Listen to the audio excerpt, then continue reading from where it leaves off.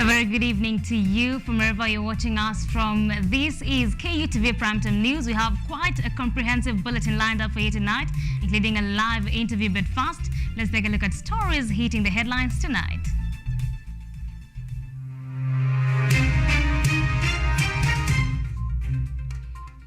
Gachagua wants a sober nation.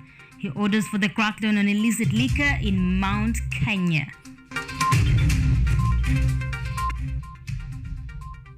Relief as government brings back Kenyan woman brutally attacked in Albania.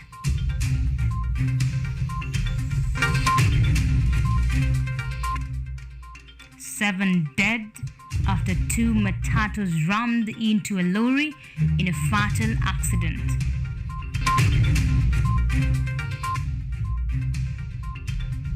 RBC Deputy CEO Ruth Kulundu reinstated.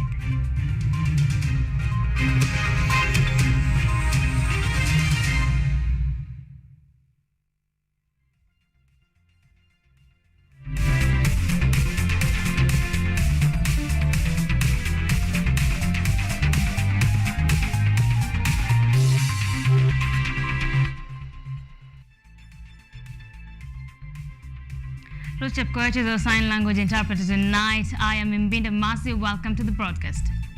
Dr. President Rigathi Gachagua has ordered for the crackdown on illicit liquor and drug abuse in the Mount Kenya region. Speaking in Murang'a County during the launch of the county bursary program, Gachagua has called on county governments to regulate issuance of licenses to bars and pubs in order to reduce liquor and drug abuse among the youth. Take a look. Accompanied by leaders from Murang'a County, among them Murang'a Governor Irungu Kang'ata, Senator John Nyoto, and Women Representative Betty Maina, Deputy President Rigathi Gachagua attended the launch of Murang'a County Bursary Program, where he ordered the county governments to regulate the issuance of licenses to bars and pubs. Bar and restaurant tupeane moja kwa town. Hii ingine tufunge wafungue saa 11 mpaka saa 5. Mimi ningetaka niseme tafadhali county commissioner na watu yako na polisi nimemuomba kwa heshima, kwa unyenyekevu, tafadhali fanyeni kazi. Tuokoe hawa watoto, tafadhali namuomba. The deputy president has ordered the national government administrators, including sub-chiefs, chiefs, sub-county and county commissioners, as well as regional commissioners, to join hands in containing illicit liquor consumption, which continues to be rampant among the youth. Kazi tunataka nyinyi machief mtusaidie ni hii mambo ya pombe ambayo inaharibu hii watoto wetu. Na mimi nataka niseme nikiwa hapa Murang'a, we shall not accept a situation where our children are being killed by illicit brew when they are chiefs, assistant chiefs, county commissioners and the police. At the same time, Gachagua has ordered the regional commissioners to refrain from politics and join the national government in its bid to save the youth from the adverse effects of illegal alcohol and substance abuse. Nyinyi mlikuwa mmetoka kazi yenu ndio kumeharibika. Mlikuwa mmewacha kazi mumeenda kwa siasa. Sasa murudi kazi ya kupambana na pombe na bangi katika hapa Murang'a. The deputy president has also lamented that the current administration had inherited a poor economy and has promised that the government is still in the process of restoring order. He says that reforms in the coffee, tea and dairy farming sectors are on high gear. Joseph Kess, KUTV.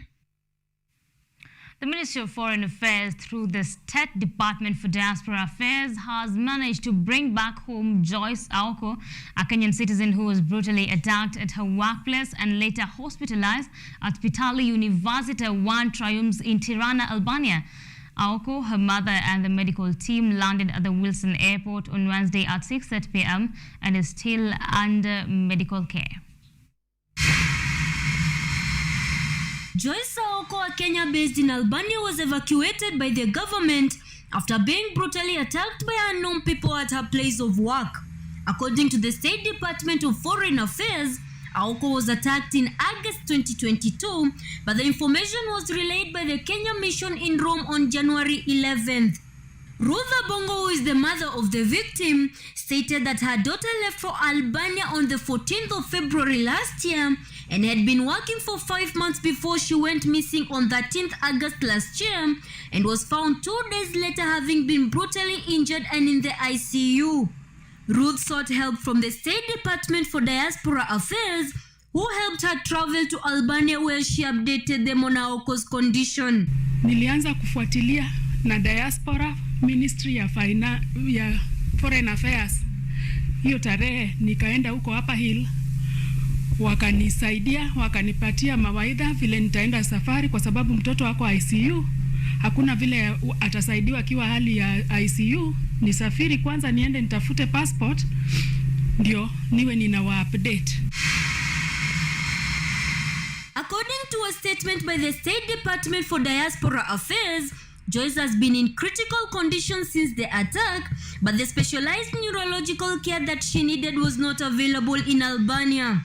While escorting Aoko and her mother to the Kenyatta University Teaching, Referral and Research Hospital for further treatment, Principal Secretary for the department, Roslyn Njogu, noted that it took team effort to evacuate Joyce. Every Kenyan life matters, every diasporian life matters. And when they're out there, we will do what we can within, the limits that we have to be able to do this and to take care of Kenyans. This comes months after Cabinet Secretary for Foreign Affairs Dr. Alfred Mutua promised to solve challenges faced by Kenyans working outside the country by ensuring their rights are protected. Ruth Wanjiru, KU TV. 7 people, among them a child, lost their lives in a fatal accident Thursday morning along the Nakuru-Gilgil Highway near Kikopey Trading Center. According to the police, prior investigations, the 2 matatus rammed into a lorry that had stalled along the road's climbing lane. The police have launched investigations to determine the cause of the accident while appealing to motorists and all road users to adhere to traffic rules by driving within the legal speed limit. Nakuru Police Commander Peter Mwanzo confirmed that 7 died while the injured were taken to the hospital.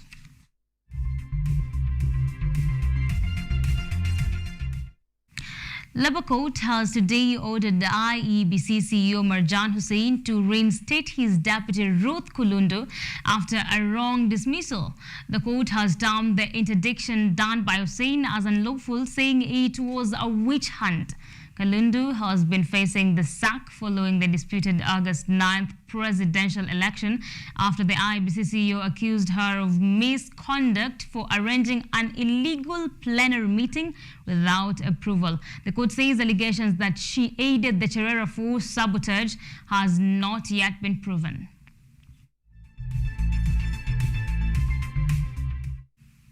Kenyatta University has launched a tree planting initiative in the university, a program that is aimed at increasing the forest cover in the country in a bid to combat the adverse effects of climate change in the country and globally. The program will involve students in planting trees inside and outside Kenyatta University. Take a look. Kenyatta University, in partnership with We Don't Have Time organization, have launched the Panda Meeting Initiative in an event that was held at Business Student Service Center, Kenyatta University. According to Patrick Kiarie, ambassador of We Don't Have Time organization in Africa, the Panda Meeting Initiative is a long-term program that will highly benefit the country in reaching its goal of planting of 15 billion trees before the year 2030. We are sensitizing the issues to do with the climate crisis. Actually, we are the largest global platform where we bring all people together to work together in the issues to do with climate crisis. And we say together we are the solution to the climate crisis. Patrick also called on stakeholders to take part in the program by offering support. Additionally, praising Kenyatta University for the step it has taken in curbing the effect of climate change. Actually, our issue is to sensitize people that we are in the danger time and we don't have time to spare. It's up to us to work on it. and the time to work on it is not even today. Actually, it was yesterday. So we happened to tell people, and we are seeing a positive report. William Ewoy, the chairman of Environmental Club at Kenyatta University, highlighted the wide acceptance of the program, saying that many students have embraced the initiative by taking part in tree planting. You know, Kenyatta University has been on a front line for fighting about climate change, tree planting, creating awareness on climate change. So we are there. So we are the one, we've been on the front line fighting for this one, greening the campus and the satellite campuses also. Ewoy has thanked Kenyatta University management for funding the initiative in terms of buying of seedlings and improving the water supply in Kenyatta University premises. Not all about tree planting, it's about growing trees. We plant and grow them. So for my office, I made sure we had a challenge whereby watering the trees became a challenge. But currently in my office, we have like 3 pipes, which covers like 300 meters, whereby you can water. We can just connect to the tap, then we water the trees. That's what we are doing as the club and as the school. So the Kenyatta University management gave us a budget for the Congress. That's what I did. We have our pipes. Anytime you go outside plant the trees, we have our own water pipes. So we make sure they are growing. Others who were in attendance included Dr. Eric Masika, Deputy Director, Directorate of Students Affairs, Mr. Teddy Odhiambo, Chairman Kenyatta University Students Association, Professor Washeke Wanjohi, DVC Academic, and Dr. James Koseke, Executive Dean, School of Agriculture and Environmental Science. Edward Nyamo, KUTV. That is indeed a noble cause, moving to the greener space, a tree at a time. Congratulations for that. Now, with the reporting date of Form 1 students drawing closer, over 50 learners from Thika have benefited from school boxes gifted to them by Mount Kenya University. The parents have lauded the gesture, saying that they will now focus on footing other expenses to facilitate the admission of their children to secondary school. It was a relief for over 50 learners from General Cargo Primary School in Thika after Mount Kenya University gifted them with school boxes in preparation for admission to Form 1. The learners, most of them from Kiandutu slums and who scored above 300 marks in the Kenya Certificate of Primary Education KCPE, could not hide their joy after they were presented with the boxes, which will go a long way in enabling them achieve their academic dreams. Purity Mwangi, a parent, says that preparing children to join Form 1 has been costly to parents from the slums, warning that the financial burden may lock out some bright students. Tunashukuru wale wametusaidia na masaduku MKU neighbor yetu, tunashukuru sana na Mungu awabariki.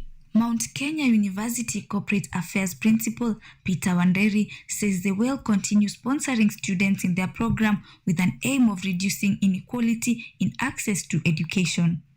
We are offering our support so that the burden of going to secondary school is reduced for these students. General Cargo Primary School head teacher Jane Jerry has lauded the good gesture, saying it has put smiles on the faces of needy but bright students. She has called on other well-wishers to come out and support the students in other different ways so as to keep them in school. We are calling upon the people out there to also come and assist the way they can, because these learners come from the slums of Kiandutu mostly. They need a lot of assistance. According to Education Cabinet Secretary Ezekiel Machogu, the reporting period for all 2023 Form 1 students will be from 6th to 13th February 2023. Jacqueline Wanjiru, KUTV. That is indeed a stitch in time. Now, the dreams of 2 KCPE candidates from Bungoma are in limbo as they foresee the inability to join Form 1 come the 6th of February, which is the reporting date for all Form 1s joining secondary schools. The 2 candidates may fail to seize the opportunity for lack of school fees as their family lives in abject poverty. Okumu Mudaki with more on that story. Caleb Namasaka and Daniel Namasaka, who scored 305 and 360 marks in the just released KCPE results, and have been called to join Bungoma and Chesamisi secondary schools in Bungoma County respectively, have resorted to doing manual jobs to make a living after giving up on joining high school for lack of school fees. Kwa majina ni Namasaka Caleb Wanyama. Nimesoma katika shule ya Kandui. nimefanya mtihani wangu wa darasa la 8 na nimeweza kupata alama ya 305. Kwa majina nina Masaka Dan Ushindi. Nimesomea katika shule ya Kanduidibi. Nina miaka 15. Tunamtegemea mametu ambaye anatulipia karo. Alikuwa akitulipia karo kuanzia darasa la kwanza mpaka la 8, na kwa hivi sasa ana namna yoyote ya kuweza kupata karo.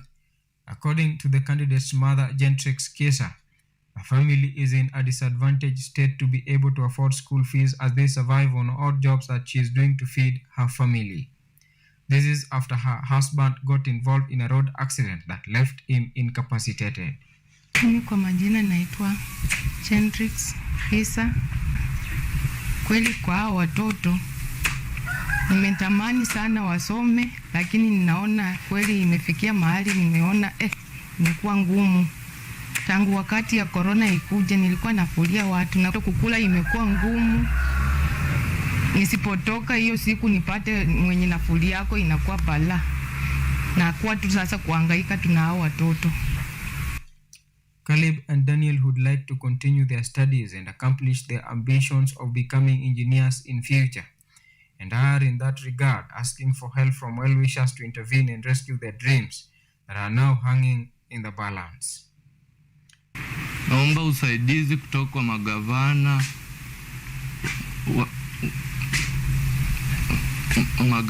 na wengine waliosimama ili waweze kutusaidia mimi pamoja na ndugu yangu kuenda shule. Lakini ningeomba tu Mungu, kweli Mungu angesikia tu kilio changu, nipateko tu hata wa kuwaingiza tu, na Mungu anaweza wafungulia njia. As things stand now, they have to continue putting an effort on their current manual jobs to contribute in putting a meal on the table for the family, while basking in the hope that the doors will open for them to continue with their education. Kumu Modaki for KUTV Primetime News. We hope that those dreams will not be killed. Now we're taking our first commercial break right here at the KTV Primetime News.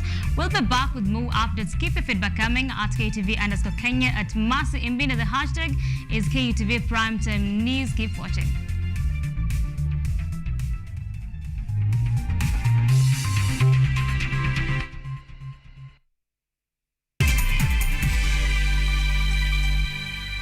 Vera Beauty and Fashion College is focused on being the leading technical and vocational training institute in the region. Our team possesses in-depth knowledge and extensive experience in the industry, offering thorough training in cosmetology, hairdressing, interior design, creative arts, training of trainers, nail technology, and fashion design.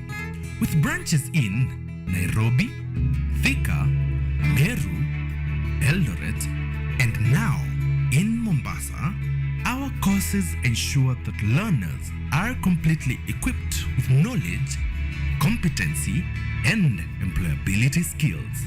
Enroll today to be a part of a center of excellence.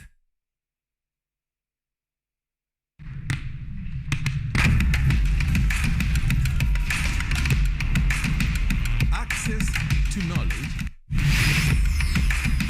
solution to unanswered questions.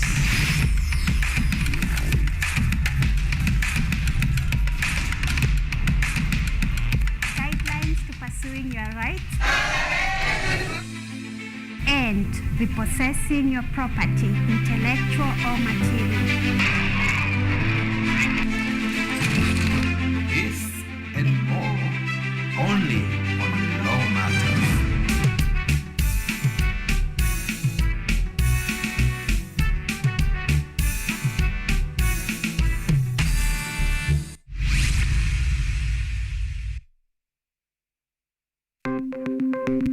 Maelfu na maelfu ya wahamiaji wakiwa na watoto kutoka nchi za Amerika ya Kati wanaendelea kuwasili kwenye mpaka kati ya Marekani na Mexico. The folks are going. Thank you very, very much. I appreciate it. Thank you. Ni habari kutoka pembe zote duniani.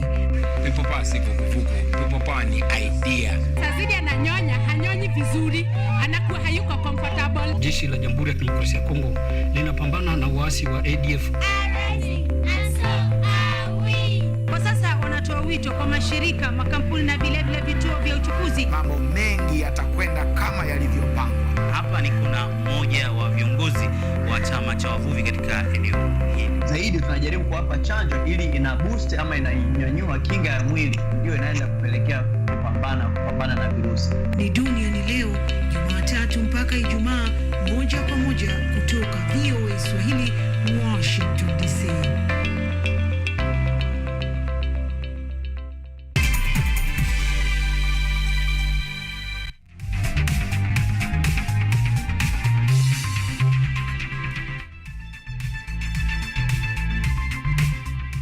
Thank you for staying with us. Now, in a bizarre incident, police officers are hunting down a middle-aged man who was caught having sexual intercourse with a cow in Bukusu village, Kibabi constituency in Bungoma County. The man, whose identity is yet to be revealed, was found in the middle of the act by an elderly man from the village, but he took to his heels, effectively escaping arrest.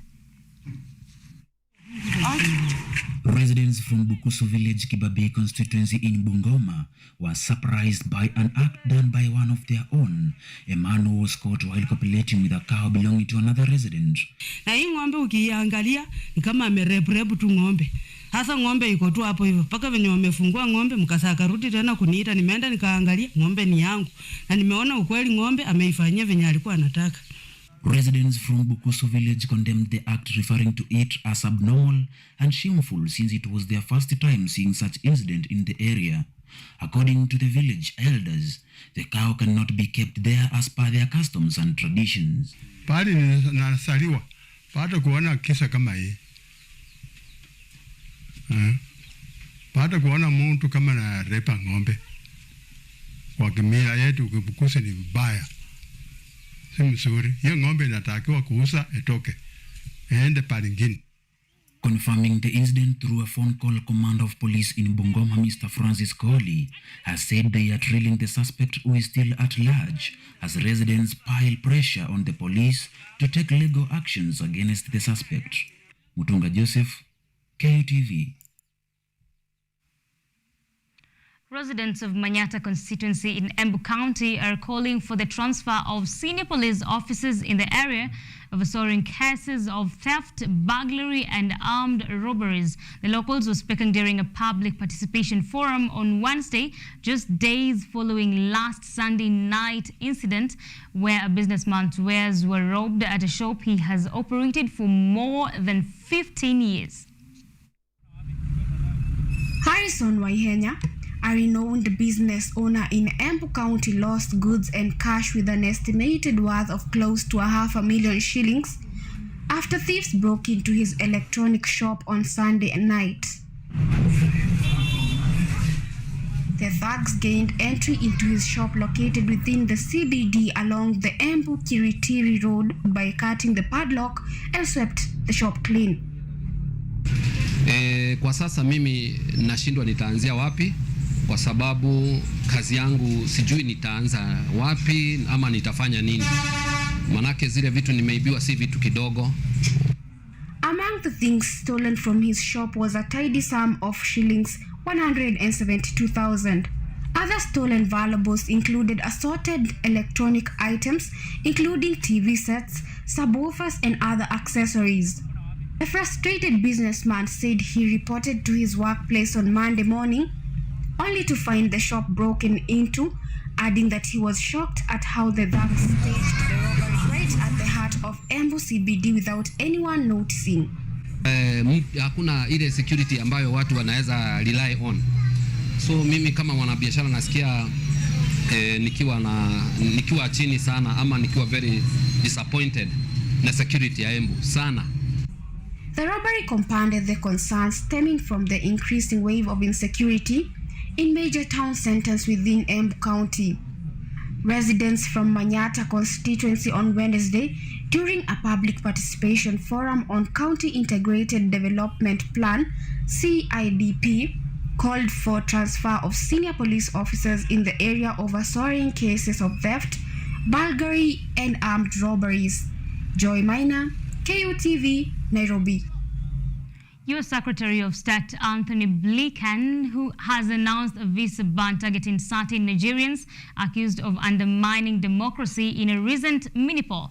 The announcement comes in the wake of top-gear campaigns and election preparations ahead of the general elections scheduled for the 25th of February 2023. The U.S. also clarified that the ban will not discriminate against the Nigerian people or those within the current administration, but may extend to family members of the affected individuals who will not be granted entry into the United States of America.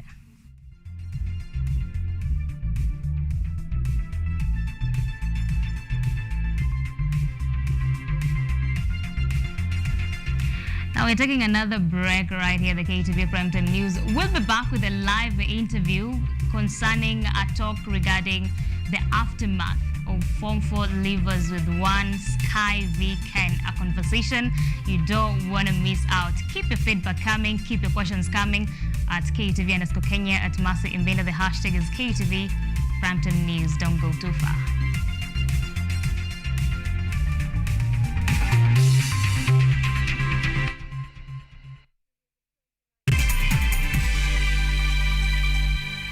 Kenyatta University Career Week 2023, starting this Saturday the 28th. The ever-entertaining, educative and energizing high school fair will be taking place at the university's graduation square from 9 a.m. The event is open to all high school students free of charge. Join us and learn more on the academic programs and interact with different faculties. Public lectures on topical issues will be taking place between Monday and Wednesday, with corporate exhibitions scheduled for Thursday the 2nd and Friday 3rd February. The official opening ceremony will take place on Thursday 2nd February at the Graduation Square from 1 p.m. This year's theme is dubbed Digital Disruptions, the Future of Work in a Hybrid World. Be part of us as we mark the 2023 Career Week Fair.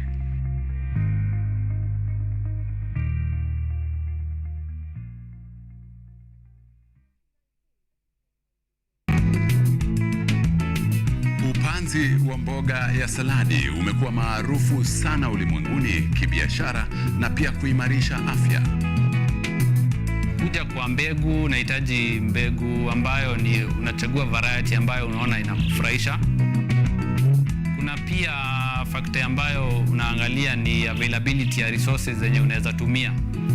Kwa suluhu ya utoshelevu wa chakula, tazama Boresha Kilimo.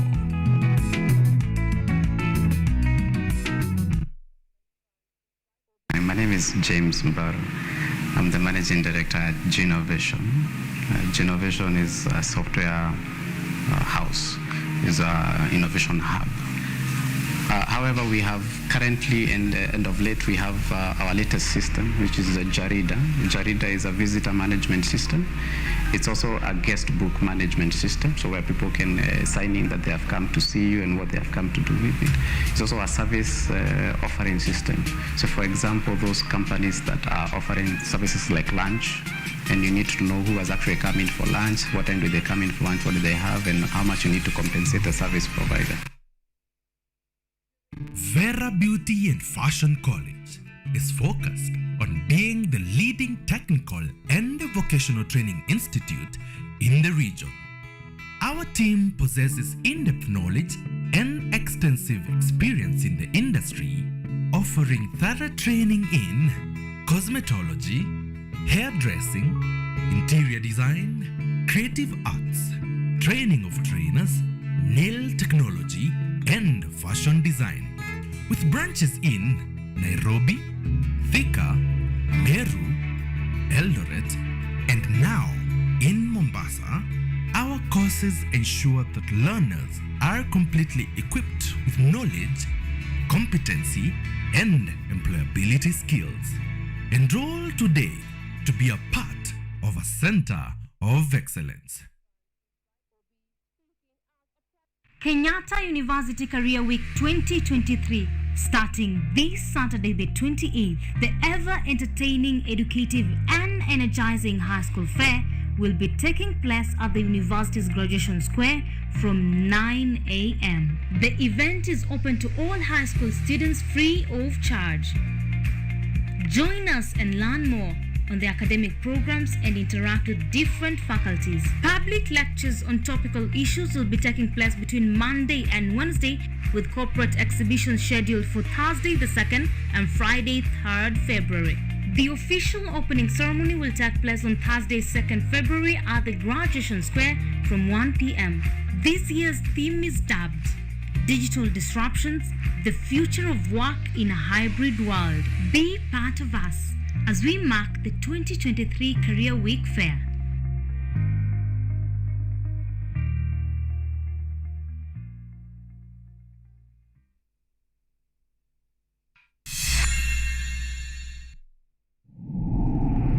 This is the first time? Yeah, I'm kind of scared, but I can do this. Yeah. Mess with me. Yeah, let's do this, man.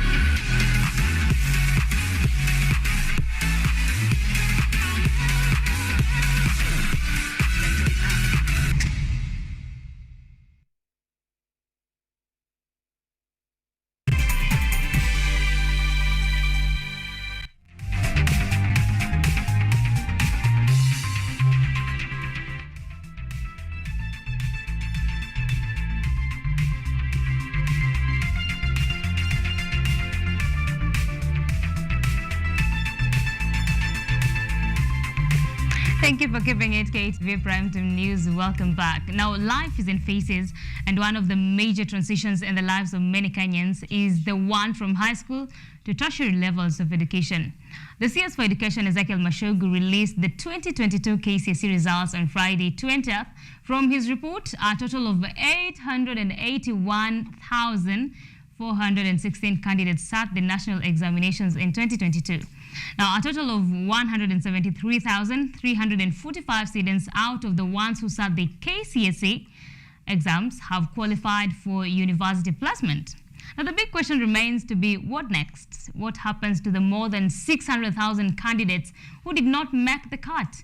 Tonight, the founder and director of Phyllis International and life coach Sky V Ken joins me in studio to discuss the aftermath of high school. Good evening, Sky V. Good evening. It's great having you here tonight. Karibu sana. Thank you so much. Well, first things first. What do you think about the KCSE results in terms of the situation where the boys performed better than the girls? I think we have a problem. We have done a lot of girl-child empowerment, but then recently that has slowed down. And I think the results of the slowing down are evident in the results that we just got from the KCSE this year. Yes. Right, and the statistics from the released results show that the bigger percentage didn't make the cut. And I'd love us to begin from there. What opportunities are there for these students? Now, getting to the university is not just the end goal. There's a lot of other opportunities are out here. One, let me say that we have TVETs, that is the technical trainings that is the technical vocation and education trainings, where they can be able to enroll and get diplomas and go all the way up. So many people probably might feel that they have lost it because they didn't get a direct entry to the university. But let me say, one of the opportunities that we have are the TVETs, and I believe in those vocational trainings, there's more skills that you can even learn that will help you in the future. So I think that is one of the opportunities. Secondly, there are those who decide, I'm going to begin from where I am, go bridge. Probably you just missed a few things. There's a bridging opportunity where you can go bridge and then you can get the mark to go do what you decided or you wanted to do in the beginning. Yeah. Right, and maybe where can they access the opportunities available for them, aside from the TVET institutions? Are there any other places that they can access these opportunities? Yes, there are so many trainings, training institutions, not just the TVETs. We have other training centers where they can get skills that will help them even begin a life for themselves. We have seen so many people, and the statistics show there are many people who are jobless today, and those are the ones who got to go to the university and get a degree. But there are those who literally, when they got out of Form 4, they decided, I'm going to pursue a certain skill, and they pursued the skill, and today they are doing much better than those ones who went to the university. So I believe opportunities are all over around us. And maybe talking about opportunities, we also talk about businesses, because aside from the hands-on skills that are offered in TVET institutions and other training institutions, we have businesses. Maybe you could shed light onto someone who might be thinking to begin a business now that they didn't make the cut. Business is good. I remember when I cleared my Form 4, I didn't have the fee to get to the university, and I began a photography business, and I began by borrowing a camera from a friend called Eric.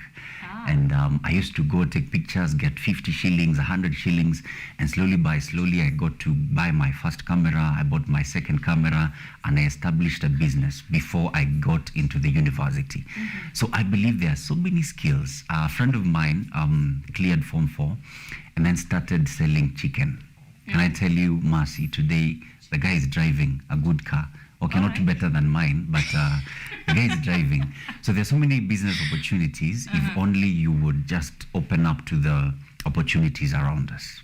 Right. Now, so that means you begin from where you are, right? You begin from where you are, and you begin with what you have. Probably you have a passion in doing hairdressing, you have a passion in photography like I had. You begin with where you are and what you have, and trust me, if you put the work into it and diligence, and you're open to mentorship and learning, you will create something for yourself. And I guess the question goes, what do you have in your hand? Now let's talk about the 173,345 students who made the cut to join institutions of higher learning. What ought to inform their career choices? I think one of the things is passion. When I got into the university, I schooled here in Kenyatta University. I remember some of my friends who went in, and the courses they chose were to shame their enemies, right? So you get a course that is so huge, the name is so big you can't even pronounce, and you go on with it because you want to shake the world.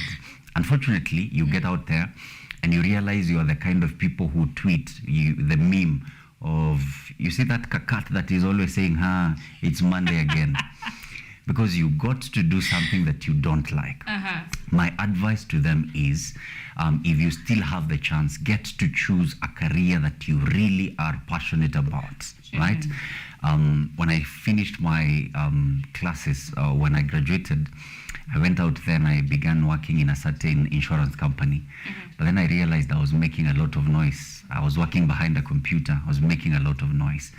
And then I realized I ventured into a field that I was not very passionate about. I am passionate about making noise. And once I found out my passion, I veered to where my passion is, and today I make money by making noise. Healthy noise. Professional noisemaker. Professional noise. Yes, Mercy. I think that goes without saying. The place of passion in career choice is very important. Right. Now, I'd want us to talk about something. Statistics show that most crimes in Kenya are committed by youth between the ages of 17 and 24. And this is the Form 4 leavers age. Now, how can parents and the rest of the society help these youth integrate into their new life without engaging in crime? Now, I think these conversations begin a bit earlier, and that is when these kids are in school.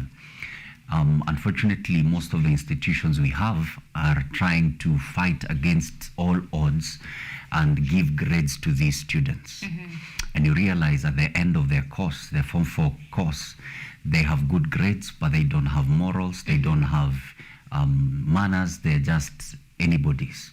I think we should start a conversation as early as now that in these schools, as we are teaching them to get the good marks and the good grades, we should go back to teaching morals to these students so that as they come out, their focus is to do what is right. Their focus is to employ the core values of hard work, of patience, of resilience, to be able to achieve something for themselves. But if we have the microwave generation that wants to achieve everything as early as right now, and you realize there's a process when you come out, they get into crimes and they want to get the money right now. And once they engage in these things, that is how quickly we are losing them. So my advice would be, one, to the schools, let us teach morals to our students, even as we get to work on the grades. Number two, to the parents, have conversations with your kids.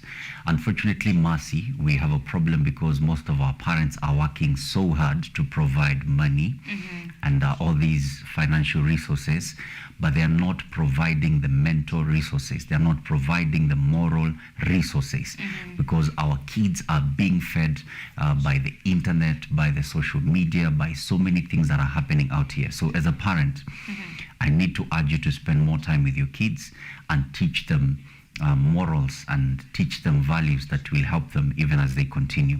And lastly, to the society, we have a problem because all of us are faking a life, Mercy. Right? You are struggling, but you get on social media and then you put on all the filters that you can find, and then you have a picture perfect image and you're looking like the world belongs to you, yet you're sleeping in a room where you're sleeping together with the gas, like you're sleeping in an ICU. You're attacking people. As a society, we need to teach our kids that there is a process to it. If you've seen me driving today, I didn't wake up and a car was parked outside my driveway. That's right. There is work that needs to be put into it. So those three parties need to work together, and that is how we can help our kids. So it's more of the Desmond Tutu approach, that it comes to a time where we need to stop pulling people out of the river and go upstream and find out why they are falling inside the river. Exactly, Mercy. Right. I see you're a founder and director of Fearless International. Right. Say something about it. So I began Fearless International some time back, many years back, about 7. And the reason Fearless International is because I was raised up as a very fearful boy. Mercy, please don't tweet this. I stopped bedwetting when I was in Form 4. I was raised by a very tough disciplinarian, and I realized I missed so many opportunities in school and when I got out because I was a fearful person. So I began the company called Fearless International, and we do mentorship programs for young people. We're very passionate to speak to this generation, so we are always doing our trainings, our mentorship programs, motivational talks in schools, and we also ventured into corporate trainings. We train on leadership, we train on customer service, etiquette, on all those soft skills. And by the grace of God, we are also venturing out internationally. Right. Yes, Mercy. So maybe we have parents watching us tonight. What would you like to tell them? Parents, hear me well. This generation looks hopeless because so many things are happening. We have issues of lesbianism, gayism, drugs, and so many things that are surrounding our kids. I believe one thing, that if we commit our children to God, we will be able to save this generation. I have a story, probably out here in the internet. I was affected by all these things, drugs and substance abuse, the streets, and so many other things. But because of the seed that was planted in me, the seed of godliness and prayer, I emerged out to be what I wanted to become. So don't give up on your kids. Keep praying for them. Keep spending time with them and having conversations that will help them. And guess what? When the time is right, you'll be proud of your children. Thank you. And Sky, you know you are a public figure and so many young people look up to you. Please say something to them. Young people, this is our time. And this is our time to take over the world and impact the world positively. With all the things that are happening right now, there is nobody else who will rise up and do the job. We are the ones to do the job. You have the space of your WhatsApp, you have your status. Please don't wake up in the morning and start tweeting and posting nonsense. Please be useful, encourage people, encourage this generation, encourage your friends and your loved ones. Get on that Facebook, post things that are making sense, and that is how we are going to save this generation. I believe in you, and I wish to meet you at the top. I believe in you. Please believe in yourself also. Thank you. And there you have it, Sky V. Ken, founder of Fearless International, a life coach and a career advisor. Thank you so much, Sky, for joining us tonight. Thank you for having me. Now, I had asked people to send in their questions. I only see some comments. Kevin Ikuto says, very informative. Thank you so much for tuning in. Now, we're taking another short break. Right here, we'll be back with sports news. Keep watching, keep your feedback coming. In case you have a question to Sky, please be sure to drop it at KTV_Kenya at Mercy IMBINDA. Keep watching.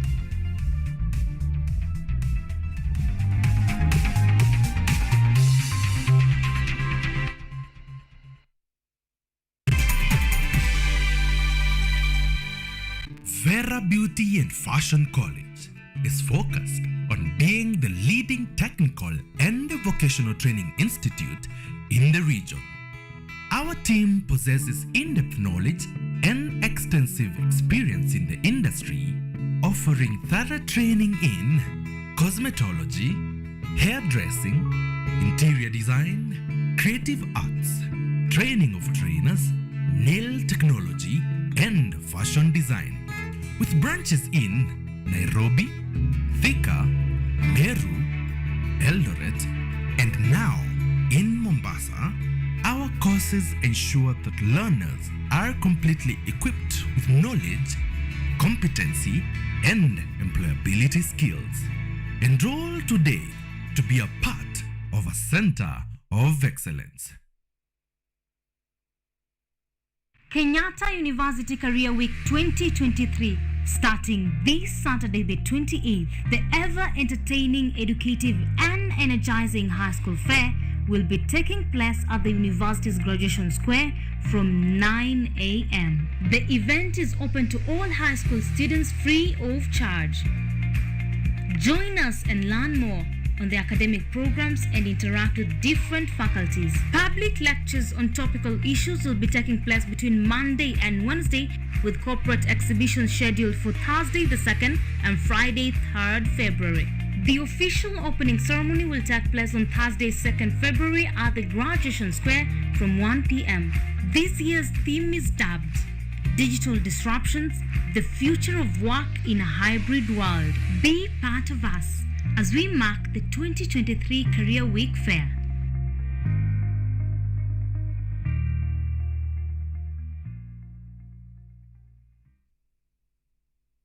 Welcome to Children's Corner. Welcome to Children's Corner. Children's Corner.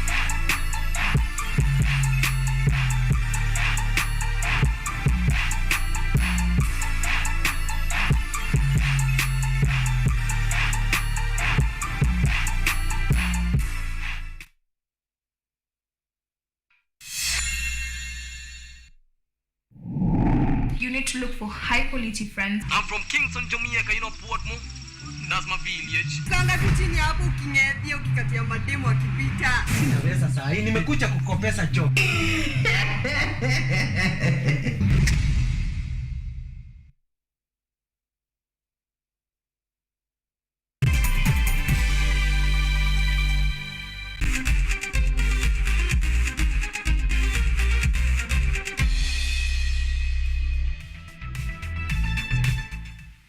Welcome back. Let's get sporty. Gor Mahia defeated Talanta FC 3-0 at the FKF Premier League this evening in the match that was played at the Moi International Sports Centre, Kasarani. Samuel Onyango gave Kogalo the opening goal in the 9th minute before Benson Umala doubled the scores in the 19th minute. The third goal was scored by Samuel Macharia few minutes before the breather.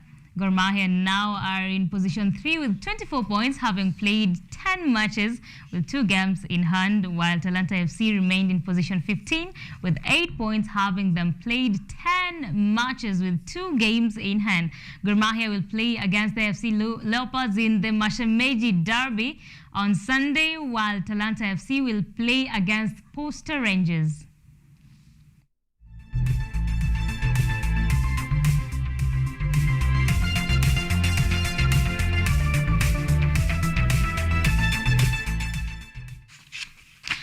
Tottenham Hotspur have made their first signing of the January transfer window as Netherlands winger Arnaud Danjuma joined on loan from Villarreal for the rest of the season. Antonio Conte's side swooped for Danjuma, who had looked to join Everton. Danjuma will give Conte another attacking option as he looks to lift fifth place Tottenham back into the Premier League's top four after their recent struggles. During his first season with the Spanish club, Danjuma was a key figure in a run to the Champions League semi-finals, scoring 6 goals in 11 appearances in the competition. He also netted 10 times in 23 La Liga matches last season before scoring 6 goals in 17 games in all competitions this term. Danjuma could make his Tottenham debut in Saturday's FA Cup 4th round against Preston North End.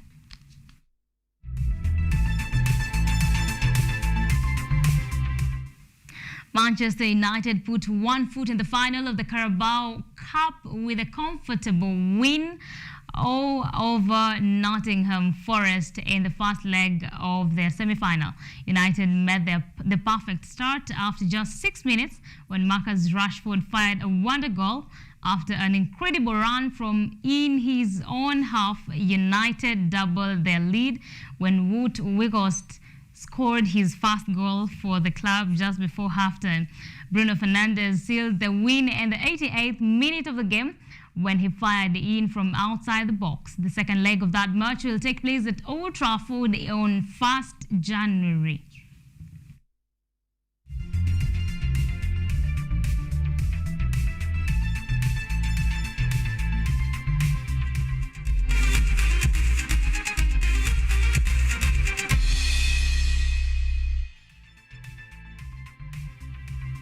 The story about Manchester United and Nottingham brings us to a close. We have nothing else in store for you tonight. Thank you so much for watching, and special thanks to everyone that has made this bulletin a success. Keep your feedback coming at KTV_Kenya, at Mercy IMBINDA. The hashtag is KUTV Primetime News. You can get this bulletin and our subsequent bulletins on YouTube at KTV Kenya or on our website at www.kutv.co.ke.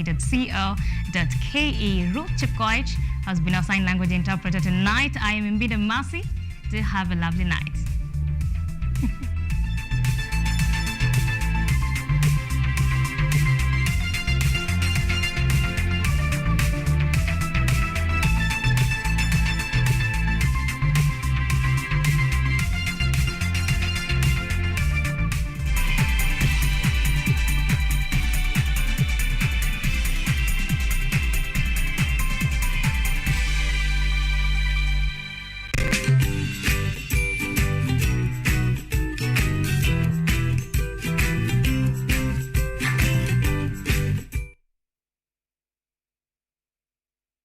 Vera Beauty and Fashion College is focused on being the leading technical and vocational training institute in the region.